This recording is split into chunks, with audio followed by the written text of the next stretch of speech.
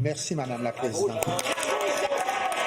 Le ministre du Travail a déposé, comme prévu, son projet de loi. Il veut devancer l'entrée en vigueur de sa loi 14, même si les 2400 employés d'entretien ont suspendu leur grève mercredi. C'est pas parce qu'il y a des progrès ou que les pourparlers s'intensifient que ça enlève la menace à la population. Mais il n'a pas l'appui de Québec solidaire. Il arrive avec une menace qui a fait dérailler les négociations. C'est-à-dire qu'on aurait pu arriver à une entente, même s'il n'y avait pas cette loi. Il s'est auto-saboté ses propres négociateurs, le ministre Boulay. Québec solidaire défend les syndicats avant de défendre le pauvre monde. C'est le bout du bout.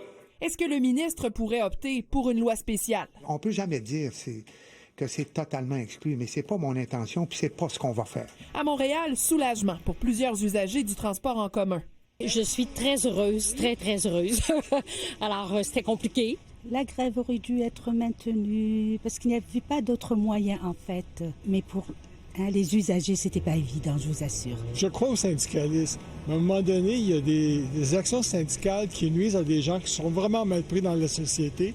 Je trouve que ça devient une question éthique à un moment donné. Mais la menace d'un arrêt complet des services plane toujours pour samedi et dimanche avec la grève des chauffeurs, opérateurs et agents de station. On doit absolument arrêter de prendre en otage cette ville et une grève complète cette fin de semaine, pour moi, est pas envisageable. Par écrit, le syndicat des chauffeurs souligne que les négociations progressent et l'objectif demeure d'en arriver à une entente négociée afin d'éviter la grève. Dans les derniers 24-48 heures, je vous dirais, on a cheminé beaucoup. Le syndicat des employés d'entretien parle aussi d'avancer dans les négociations. Je pense que les médiateurs étaient confiants même qu'on était pour arriver à un règlement pour la fin de la journée. On a négocié jusqu'à tard, donc ça, c'est positif.